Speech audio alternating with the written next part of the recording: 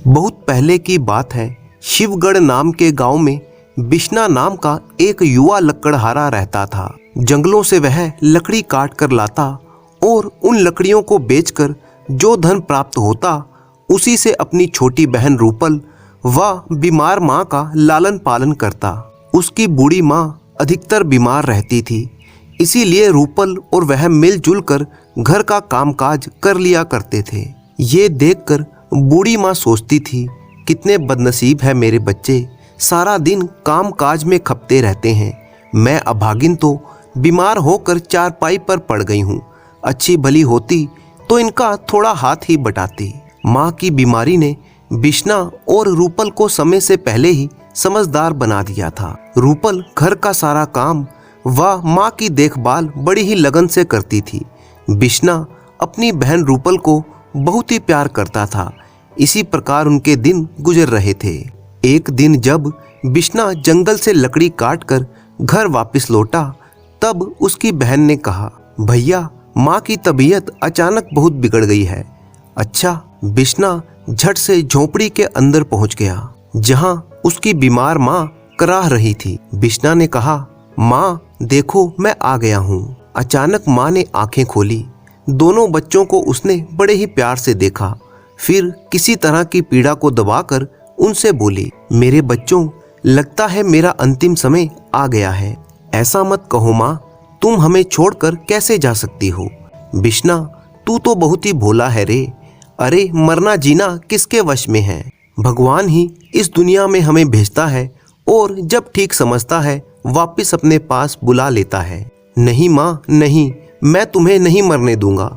यह सुनकर माँ ने उसकी ओर देखा और कहा, बिश्ना बेटे, मेरे सिर पर हाथ रख कर वचन दे कि तू अपनी बहन रूपल को इसी तरह से प्यार करता रहेगा और मेरे बाद सदा इसका ध्यान रखेगा और इसे कभी दुखी नहीं होने देगा।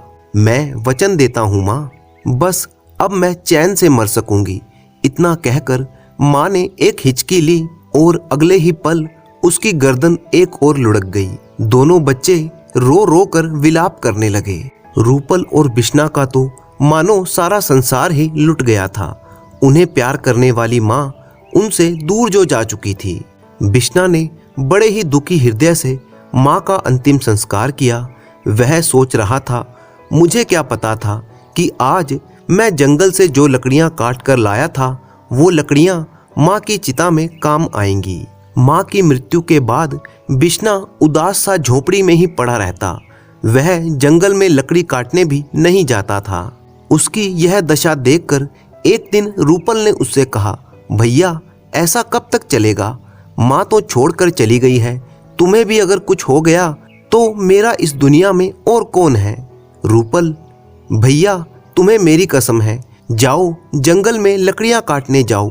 घर से बाहर निकलोगे तो थोड़ा मन बहलेगा। ठीक है रूपल, यदि तुम्हारी ऐसी ही इच्छा है तो मैं लकड़ी काटने जंगल में जरूर जाऊंगा। उदास से बिश्ना ने कुल्हाड़ी उठाई और जंगल की ओर चल पड़ा। इस प्रकार एक बार फिर से रूपल और बिश्ना का जीवन पुराने ढर्रे पर चल पड़ा। एक दिन शाम को थका हारा बिश्ना जब घर वापस लौटा तो बोला, रूपल आज तो बहुत ही थक गया हूँ।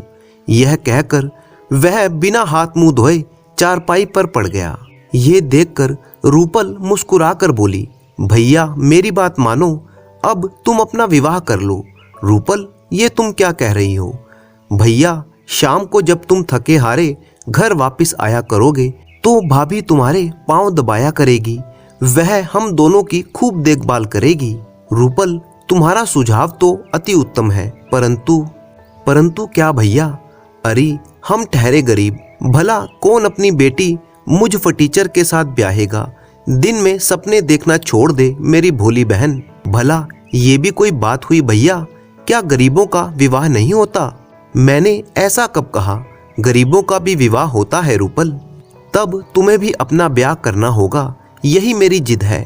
अच्छा ठीक है मेरी बहन, जैसे ही कोई योग्य लड़की मुझे दिखाई देगी मैं उसके साथ ब्याह कर लूंगा। इस घटना के दूसरे ही दिन की बात है।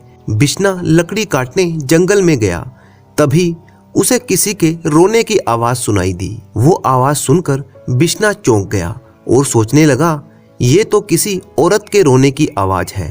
बिश्ना अनुमान से उस दिशा की ओर बढ़ा जिधर से रोने की आवाज आ रही थी। कुछ दूर जाने पर ही नदी तट पर उसे एक युवती बैठी हुई दिखाई दी जो लगातार रो रही थी। बिश्ना उस लड़की के पास पहुंचा और बोला, युवती तुम कौन हो और इस बियाबान जंगल में बैठकर क्यों रो रही हो? मैं बहुत ही अभागिन हूँ, मेरा सब कुछ इस जंगल में लुट गया। तुम्हारे साथ जो भी दुर्घटना घटी है मुझे विस्तार से उसके बारे में बताओ, शायद मैं तुम्हारी कुछ सहायता कर सकूं। मेरा नाम सुपर्णा है। मैं अपने माता पिता और भाई के साथ इस जंगल से गुजर रही थी। मेरे भाई ने इस नदी में नहाने की जिद की। उसकी जिद के आगे झुककर मेरे माता पिता ने उसे नदी में नहाने की आज्ञा दे दी। मेरा भाई जैसे ही नदी में उतरा वह डूबने लगा। मेरे माता पिता उसे बचाने के लिए नदी में उतरे, उनका भी वही हाल हुआ। मेरी आंखों के सामने ही मेरे माता पिता और भाई तीनों इस नदी में डूबकर मर गए। ओह, यह तो तुम्हारे साथ बहुत ही बुरा हुआ। बिश्ना सुपर्णा की दुख भरी कहानी सुनकर करुणा से भर उठा। अब इस भरी दुनिया में मेरा कोई नहीं है, समझ नहीं आ रहा कि कहाँ जाऊं, किसके पास जाऊं। बिश्ना सोचने लगा, ये युवती अनाथ है, सुंदर भी है और दुखियारी भी है। यदि मैं इसके सामने विवाह का प्रस्ताव रख दूं तो कैसा रहेगा? यह सोचकर उसने झिझकते झिझकते सुपर्णा से कहा, सुपर्णा यदि तुम चाहो तो मेरे साथ मेरे घर में चल सकती हो। तुम्हारे साथ? लेकिन लोग क्या कहेंगे? एक जवान लड़की इस प्रकार एक जवान लड़के के घर में कैसे रह सकती है? तो तुम मुझसे ब्याह कर लो। ब्याह? हाँ सुपर्णा, मुझसे ब्याह करके आराम से मेरे घर की मालकिन बनकर मेरे साथ रह सकती हो। क्या तुम्हें मेरा प्रस्ताव स्वीकार है? सुपर्णा ने कुछ पल के लिए सोचा और फिर स्वीकृति दे दी। तब बिश्ना सुपर्णा को साथ लेकर अपने घर पर पहुंचा। उसकी बहन ने कहा, भैया ये तुम्हारे साथ कौन है? रूपल, ये तुम्हारी होने वाली भाभी है, इसका नाम सुपर्णा है। भाभी? हाँ रूपल, तुमने कल ही भाभी की मांग की थी और आज मैं तुम्हारे लिए भाभी ले आया हूँ। ओह भैया, तुम बड़े ही अच्छे हो। ठहरो, मैं अभी आरती का थाल सजा कर लाती हूँ। पहले मैं भाभी की आरती उतारूंगी, तभी तुम भाभी के साथ अंदर आ सकोगे। इसके बाद रूपल ने अपने भाभी और भैया की आरती उतारी और घर में उनका प्रवेश करवाया। फिर एक बहुत ही साधारण समारोह में शीघ्र ही सुपर्णा और बिश्ना का विवाह हो गया। जो भी सुपर्णा को देखता वो बिश्ना के भाग्य की सराहना करता। बिश्ना बहुत ही नसीबों वाला है जो उसे इतनी सुंदर बहू मिली है। सच कहती हो बहन। बिश्ना अब अपने छोटे से परिवार के साथ बहुत ही खुश था। वह सोचता, कितना मेल है ननद और भौजाई में, भगवान यह मेल इसी तरह से बनाए रखे। लेकिन नियति को शायद कुछ और ही मंजूर था। एक दिन सुपर्णा ने बिश्ना से कहा, ए जी, रूपल जवान हो गई है, क्या उसके विवाह के बारे में नहीं सोचोगे? सुपर्णा, रूपल का विवाह तो करना ही है, पर वह मुझे जान से भी ज्यादा प्यारी है। मैं उसे अपने से दूर नहीं कर सकता। क्या मतलब? मतलब ये है सुपर्णा कि मैं चाहता हूँ कि रूपल का विवाह करके हम उसके पति को भी अपने पास ही रख लेंगे। तो क्या उसे घर जवाई बनाओगे? और नहीं तो क्या, इस प्रकार रूपल हमेशा मेरी आंखों के सामने ही रहा करेगी। ओह, बड़े ही विचित्र विचार हैं तुम्हारे। बिश्ना की बात सुनकर सुपर्णा चकित रह गई थी और रूपल के प्रति उसके मन में कटुता उभर आई थी। वह सोचने लगी, इस प्रकार तो यह रूपल हमेशा शीला बनकर मेरी छाती पर ही धरी रहेगी। एक दिन की बात है, जब रूपल पानी लेकर आ रही थी, उसने देखा कि कोई औरत और उसकी भाभी दोनों आपस में बातें कर रही हैं। रूपल ने जब ये देखा तो सोचने लगी, ओह, भाभी के पास कमला मौसी बैठी हुई है। कमला मौसी तो लगाई बुझाई के लिए जगत प्रसिद्ध है। जरूर मौसी भाभी को कुछ सिखा पढ़ा रही होगी। मुझे छिपकर इनकी बातें सुननी चाहिए। वह झोपड़ी के द्वार के पास ही छिपकर खड़ी हो गई। अंदर झोपड़ी में बैठी कमला मौसी सुपर्णा से पूछ रही थी, बहू कैसे दिन गुजर रहे हैं? मजे में तो हो? कहाँ मजे में हूँ मौसी, बस जो दिन गुजर जाए ठीक है। क्यों, ऐसा क्यों कहा तुमने बहू? क्या तुम्हें कोई दुख है? मौसी, सबसे बड़ा दुख तो रूपल का ही है। रूपल का? वह कैसे? हाँ मौसी, रूपल ने मेरे जीवन में जहर घोल दिया है। मेरे पति दिन रात रूपल के सुख की बात ही सोचते रहते हैं। रूपल तो मुझे बर्बाद करने पर ही तुली हुई है, पता नहीं कब पराये घर जाएगी। ऐसा कहकर सुपर्णा ने रूपल के प्रति अपने दिल की भड़ास निकाली। कमला मौसी ने उसकी हाँ में हाँ मिलाई।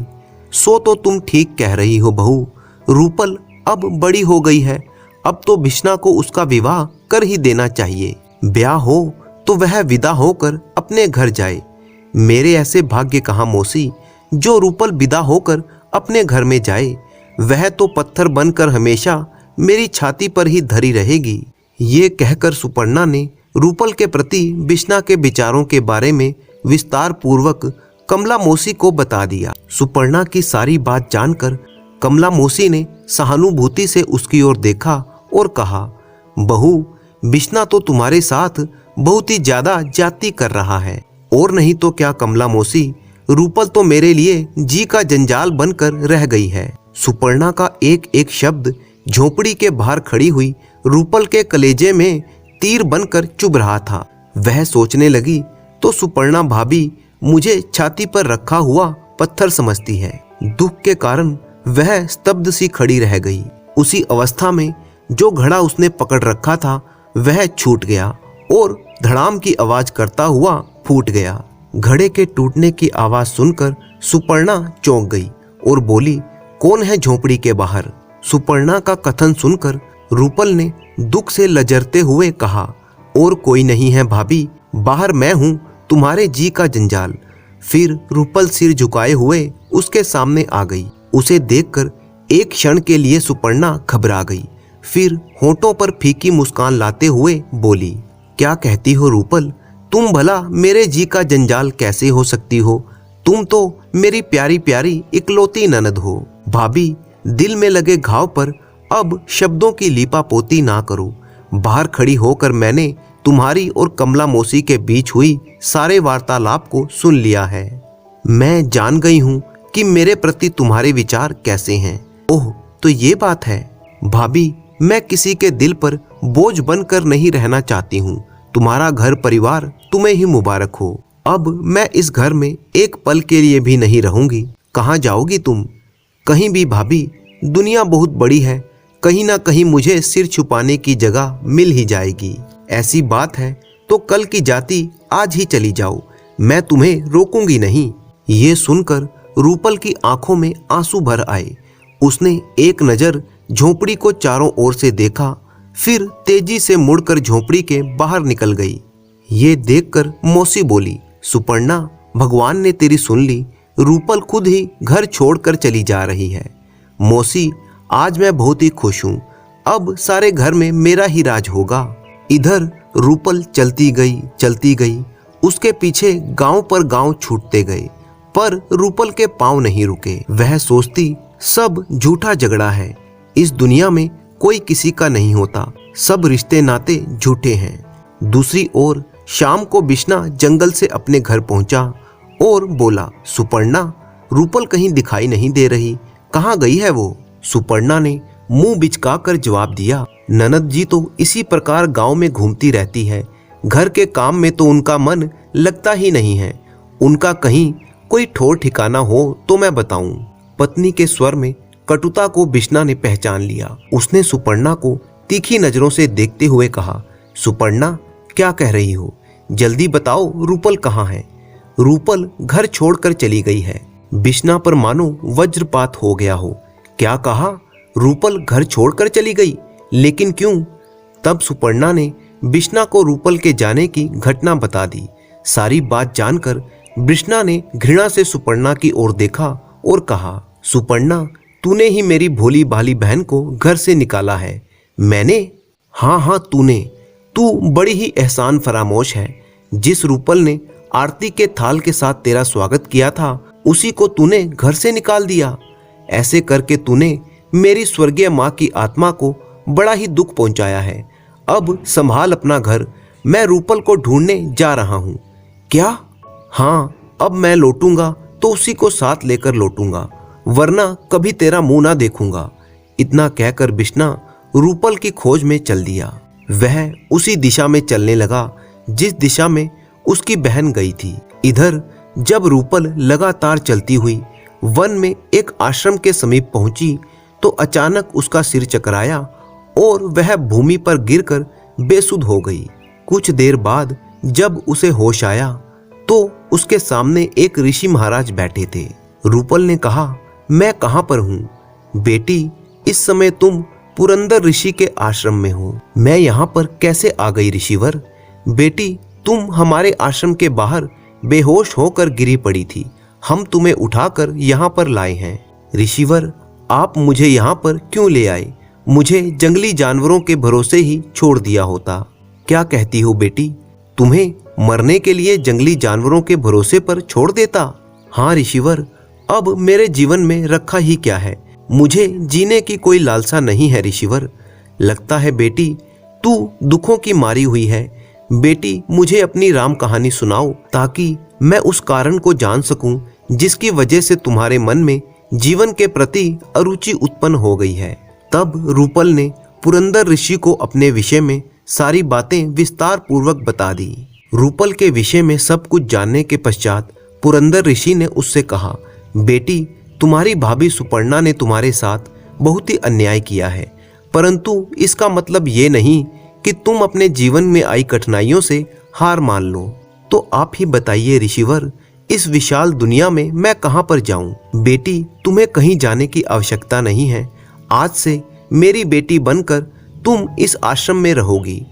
ओह ऋषिवर, आप कितने अच्छे हैं। इधर बिश्ना रूपल की खोज में वन वन गांव गांव भटकता रहा।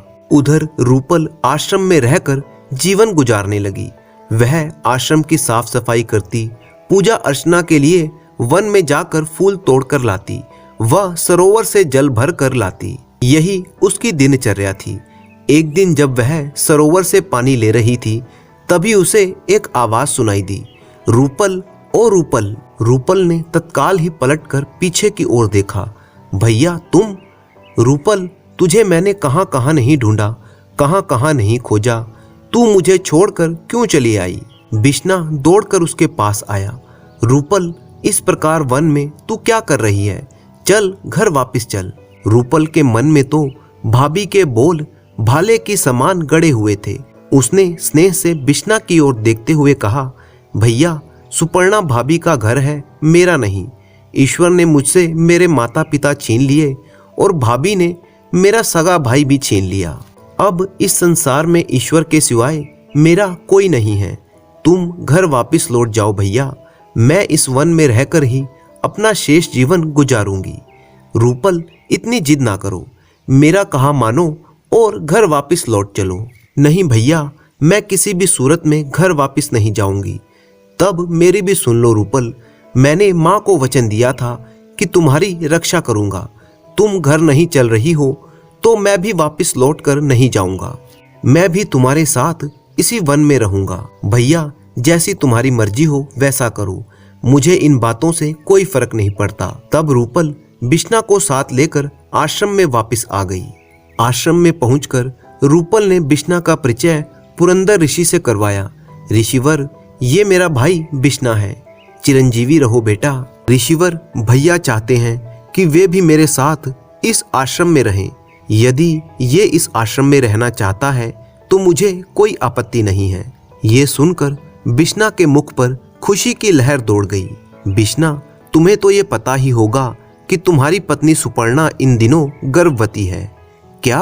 तुम्हारे चौंकने से ये बात स्पष्ट हो गई है कि तुम्हें इस बात की जानकारी नहीं है। तो सुनो बिश्ना, तुम्हारी पत्नी को 1 माह का गर्भ है। ओह, तब तो मुझे तुरंत उसके पास लौट जाना चाहिए। ऐसी अवस्था में उसे अकेले छोड़ना उचित नहीं है। बिश्ना, मुझे लगता है कि ये सही समय नहीं है। कुछ समय के लिए उसे अकेला ही रहने दो। और सुनो, सुपर्णा उचित समय पर एक सुंदर पुत्र को जन्म देगी। ओह ऋषिवर, ये तो आपने बड़ी ही खुशखबरी सुना दी। बिश्ना, अभी तुम यहीं पर रुको। तुम्हें और रूपल को मेरे आश्रम में जब तक मैं चाहूंगा तब तक रहना पड़ेगा। क्या तुम्हें यह स्वीकार है? स्वीकार है ऋषिवर। इधर सुपर्णा की हालत खराब थी। वह सोचती थी घर में अन्न का एक दाना भी नहीं है, भूखों मरने की नौबत आ गई है। अब मैं क्या करूं? ऐसी हालत में भूखे भी तो नहीं रह सकती हूं। कुछ सोचकर वह उठी और अपने पड़ोस में रहने वाली औरत के पास गई और उससे कहने लगी, बहन, मुझे सहायता की जरूरत है, कुछ पैसे मुझे दे दो। पड़ोसन ने कहा, मेरे यहाँ पर कोई टकसाल थोड़े लगी है जो मुंह उठाए सीधा इधर ही चली आई। जाओ किसी और के पास जाकर मांगो। सुपर्णा अपमानित सी खड़ी रह गई। वह सोचने लगी, हे भगवान, क्या मेरे नसीब में ये दिन देखने भी लिखे थे? कमला मौसी मेरा बड़ा ही मान करती है, क्यों ना उसके पास चलकर कुछ सहायता मांगी जाए। जब वह कमला मौसी के घर पर पहुंची, आओ बहू आओ, इधर का रास्ता कैसे भूल गई? क्या बताऊं मौसी, इन दिनों मैं बहुत ही परेशान हूँ। तुम्हारा बेटा बिश्ना तो रूपल की खोज में चला गया और यहाँ घर में अन्न खत्म हो गया है, तो मैं इसमें क्या कर सकती हूँ बहू? मौसी थोड़े से पैसे उधार दे दो ताकि मैं अन्न खरीद कर ला सकूं।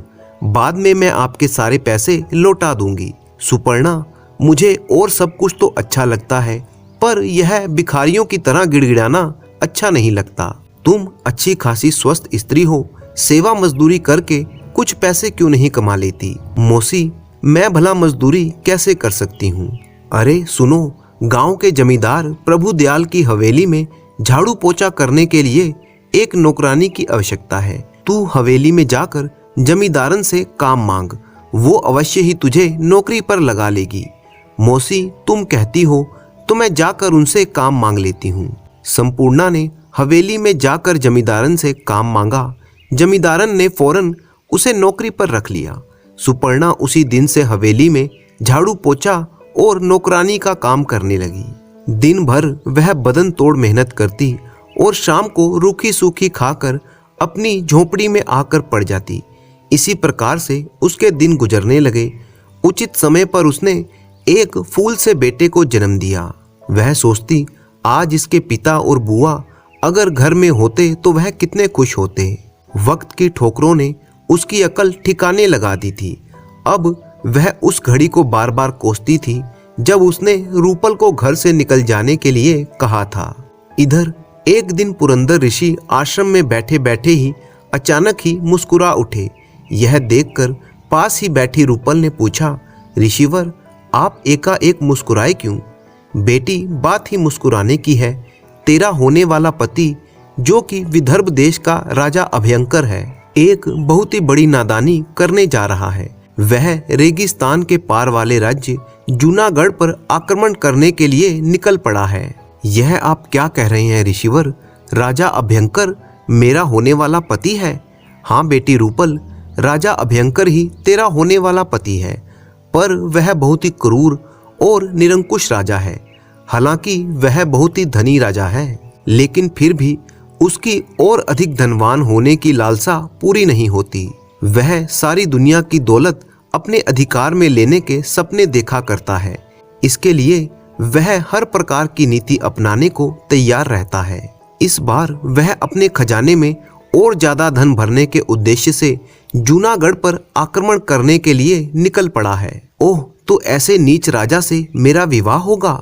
हाँ बेटी, विधाता ने तेरे भाग्य में ऐसा ही लिखा हुआ है, लेकिन तू चाहे तो होने वाले पति के स्वभाव को बदल सकती है। वह कैसे ऋषिवर? तुझे साधु का वेश बनाकर उस रेगिस्तान में जाना होगा, जिस रेगिस्तान से इस समय राजा अभयंकर अपनी सेना के साथ गुजर रहा है। वहां जाकर तुझे जो काम करना है, अब मैं तुझे उसी के विषय में समझाता हूँ। पुरंदर ऋषि धीरे धीरे रूपल को कुछ समझाने लगे। सारी बातें समझने के पश्चात, बेटी रूपल, अब तू एक पल के लिए अपनी आंखें बंद कर ले। जो आज्ञा ऋषिवर। रूपल ने तत्काल ही अपनी आंखें बंद कर ली। एक पल के बाद जब रूपल ने आंखें खोली तो वह एक साधु के वेश में बदल चुकी थी। वह बोली, ओह, यह तो मैं सचमुच ही साधु बन गई। रूपल, अब एक पल के लिए तुम दोबारा से अपनी आंखें बंद करो। एक पल बाद जब तुम आंखें खोलोगी तो अपने आप को रेगिस्तान में खड़ा पाओगी। एक पल के बाद जब रूपल ने अपनी आंखें खोली तो वह रेगिस्तान में खड़ी थी। इधर राजा अभयंकर अपनी सेना के साथ रेगिस्तान में बढ़ा चला जा रहा था। तभी जोर से आंधी चली। ओह, तूफानी हवा रेत के टीले इधर उधर फेंक रही है। ऐसा लग रहा है जैसे कोई प्रलय आने वाली हो। अंधड़ में मुझे कुछ नजर नहीं आ रहा। तूफान से बिदक कर अचानक राजा अभयंकर का ऊंट भागने लगा। अभयंकर ने उसकी लगाम खींचकर उसे रोकने का बहुत ही प्रयास किया, परंतु वह भागता ही रहा। बहुत देर तक इसी तरह भागता रहा। जब तूफान कुछ रुका तो वह भी रुक गया और एक चैन की सांस ली।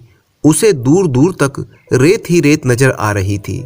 सेना भी उससे पीछे छूट चुकी थी। उसे दिशा भ्रम हो गया था। वह समझ नहीं पा रहा था कि ऊंट को किस दिशा की ओर ले जाए। बहुत देर तक वह इसी प्रकार भागता रहा। जब तूफान कुछ रुक सा गया, भूख और प्यास के कारण वो बेहाल हो रहा था। जैसे जैसे सूरज चढ़ रहा था उसकी प्यास बढ़ती ही जा रही थी।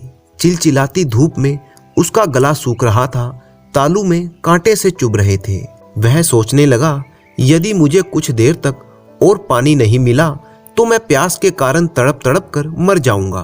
तभी उसकी नजर रेगिस्तान में आते हुए एक साधु पर पड़ी। वह सोचने लगा, तपते रेगिस्तान में साधु। साधु जब पास आ गया तब राजा ने बोला, साधु बाबा, मैं विदर्भ देश का राजा अभयंकर हूँ। इस रेगिस्तान में रास्ता भटक गया हूँ। वही राजा अभयंकर जिसकी धन दौलत की भूख कभी मिटती नहीं। अभयंकर शर्मिंदगी भरे स्वर में बोला, जी साधु बाबा, पर इस समय मैं मुसीबत में हूँ। प्यास के कारण मेरा गला सूख रहा है, दम निकलने ही वाला है। क्या आप मुझे ऐसी जगह बता सकते हैं जहाँ मुझे पीने का पानी मिल जाए? पानी तो मेरे कमंडल में ही है। वैसे यहाँ कोसों दूर तक पानी का नामो निशान नहीं है। साधु बाबा, मेहरबानी करके आप मुझे थोड़ा सा पानी पिलाकर मेरी जान बचाएं। मैं आपका ये एहसान कभी नहीं भूलूंगा। इस रेगिस्तान में पानी की एक एक बूंद बहुत ही कीमती है। यह पानी मैं तुम्हें यूं ही नहीं पिला सकता। पहले ये बताओ कि पानी के बदले में तुम मुझे क्या दोगे? इस समय तो मेरे पास ये ऊंट और हीरे मोती के आभूषण हैं। ये सब मैं आपको दे दूंगा। बस आप जल्दी से पानी पिलाकर मेरी जान बचाइए। बस इतनी ही कीमत दोगे इस पानी की? इस समय मेरे पास और कुछ भी नहीं है। हाँ, विदर्भ पहुंचकर आप जो चाहेंगे मैं दे दूंगा। तो सुनो, मुझे इस प्यास बुझाने के बदले में तुम्हारा सारा राज्य और खजाना चाहिए। कहो, मंजूर है ये सौदा? साधु की बात सुनकर राजा कुछ पल के लिए सोच में पड़ गया, परंतु उसे प्यास के कारण मौत मंजूर नहीं थी। इसीलिए वह बोला, ठीक है, मैं सब कुछ आपको सौंपने को तैयार हूँ। तब साधु ने मुस्कुराकर पानी का कमंडल अभयंकर को दे दिया। राजा अभयंकर गटागट पानी पीने लगा। पानी बहुत ही ठंडा और मीठा था। उसे पीकर अभयंकर ने तृप्ति की सांस ली। पानी पीने के बाद वह साधु से बोला, आपके कमंडल का पानी पानी नहीं, अमृत है। इसे पीकर मेरी जान में जान आ गई। मैं आपका बहुत बहुत धन्यवाद देता हूँ साधु बाबा। ये शब्द सुनकर साधु को क्रोध आ गया। वह बोले, साधु, अब मैं नहीं, तुम हो अभयंकर। मैं विदर्भ का राजा हूँ। विदर्भ के राजा को साधु कहने की गुस्ताखी तुमने कैसे की? अरे साधु तो तुम हो। तुम अब एक भी कौड़ी के नहीं रहे। एक कौड़ी भी नहीं रही तुम्हारे पास अब इस सौदे के बाद। साधु बाबा, क्षमा करें, सचमुच मुझसे बड़ी ही गलती हो गई।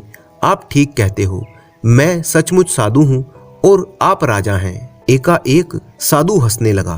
अभयंकर हैरानी से उसकी ओर देखकर बोला, इस उजाड़ रेगिस्तान में आपको हंसने के लिए भला कौन सी बात मिल गई? मैं तो तुम पर ही हंस रहा हूँ। मुझ पर? हाँ, तुम पर। तुमने धन दौलत, सोना चांदी, महल, इन सब के पीछे अपना दीन ईमान छोड़ दिया था। हजारों लोगों का खून बहाया, अपनी प्रजा पर जुल्म ढाए, तब जाकर ये दौलत इकट्ठी हुई। पर इस दौलत की कीमत आखिर क्या निकली? 2 चुल्लू पानी। क्या इसीलिए तुमने लूटपाट मचाई थी? क्या इसीलिए तुमने प्रजा पर जुल्म ढाए थे? साधु की बातें सुनकर अभयंकर पत्थर के बुत की तरह खड़ा रह गया। उसका दिमाग चक्कर खाने लगा। वह सोचने लगा, साधु महाराज सच ही तो कह रहे हैं। उसका मन पश्चाताप से भर उठा। वह शर्मिंदा होकर साधु से बोला, आपने मेरी आंखें खोल दी, अब मैं आगे नहीं जाऊंगा। राजन, तुम अब भी विदर्भ के राजा हो। जाओ, वापस जाकर अपनी प्रजा के दुख दर्द जानने की कोशिश करो। उनके घावों पर मरहम लगाओ। लोगों की भलाई में बाकी दिन गुजारो। इस बेशुमार दौलत को खजाने की अंधेरी कोठरी में बंद ना रखो, बल्कि अच्छे कार्यों में इन्हें लगाओ। यही तुम्हारा प्रायश्चित होगा। ठीक है साधु बाबा, आप जो कहेंगे मैं वही करूंगा। तभी उसकी सेना उसे ढूंढते हुए वहां पर आ पहुंची। सेनापति आगे बढ़कर उससे बोले, महाराज कहाँ चले गए थे आप? हमने आपको बहुत खोजा। आज्ञा दें तो अब आगे की ओर कूच करें। सेनापति जी, अब हम आगे नहीं, वापस विदर्भ चलेंगे। जो आज्ञा महाराज। अब अभयंकर ने विनय पूर्वक साधु से कहा, साधु महाराज मेरी विनती है, आप भी हमारे साथ विदर्भ चलिए। कुछ दिन हमारे यहाँ पर रहकर अतिथि सेवा स्वीकार कीजिए। हम तुम्हारा ये अनुरोध टालेंगे नहीं राजन।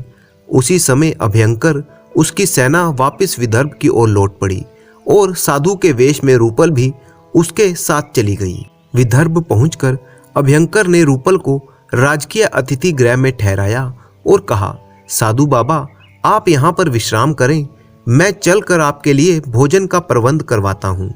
ठीक है राजन। रूपल लंबा सफर तय करने के बाद थकी हुई सी महसूस कर रही थी, इसीलिए उसने अपनी थकावट उतारने के लिए स्नान करने का निश्चय किया। इधर राजमहल में प्रधान रसोइये ने आकर अभयंकर को सूचना दी, महाराज साधु बाबा जी के लिए भोजन तैयार हो गया है। ठीक है, हम स्वयं जाकर साधु महाराज को भोजन के लिए बुलाकर लाते हैं। ये कहकर अभयंकर अतिथि गृह की ओर चल दिया। अभयंकर जब अतिथि गृह में पहुंचा तो उसी समय रूपल अपने असली रूप में वहां पर मौजूद थी। राजा सोचने लगा, साधु बाबा के कक्ष में औरत, ये कैसे हो सकता है? तब हैरत में डूबकर उसने पूछा, सुंदरी तुम कौन हो?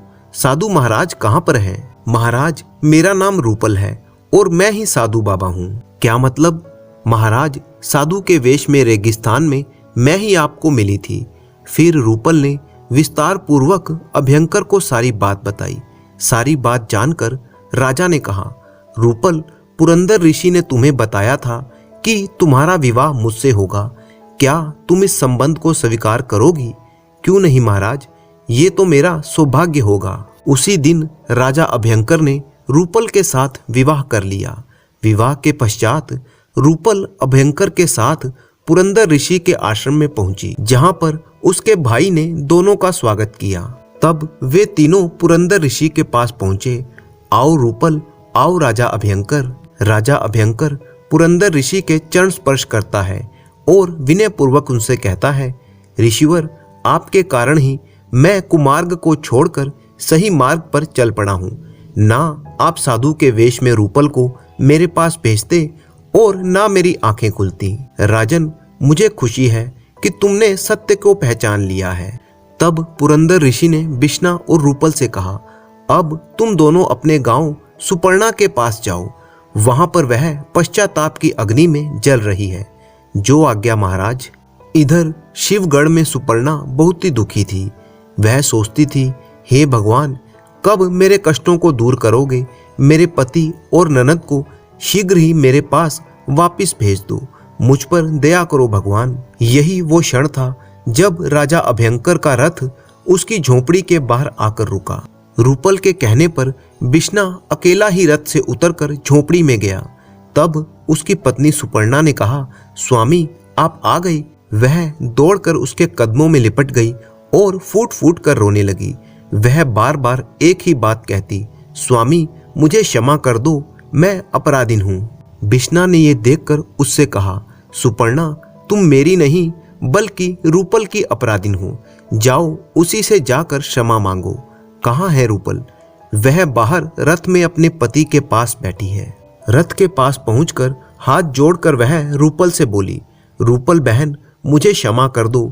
मैंने तुम्हें बहुत ही कटु वचन कहे थे। भाभी मुझे तुमसे कोई शिकवा नहीं है, वह सब वक्त का खेल था। सुपर्णा आदर सहित अभयंकर और रूपल को झोपड़ी में ले गई। झोपड़ी में जाकर जो भी रूखा सूखा भोजन था उन्हें बड़े ही प्रेम के साथ खिलाया। तब रूपल बिश्ना व सुपर्णा से बोली, अब मैं तुम दोनों को इस झोपड़ी में नहीं रहने दूंगी, तुम्हें मेरे साथ विदर्भ चलना होगा। बिश्ना व सुपर्णा ने रूपल का ये प्रस्ताव बड़ी ही खुशी से मान लिया और वे सभी एक सुखी परिवार की तरह रहने लगे।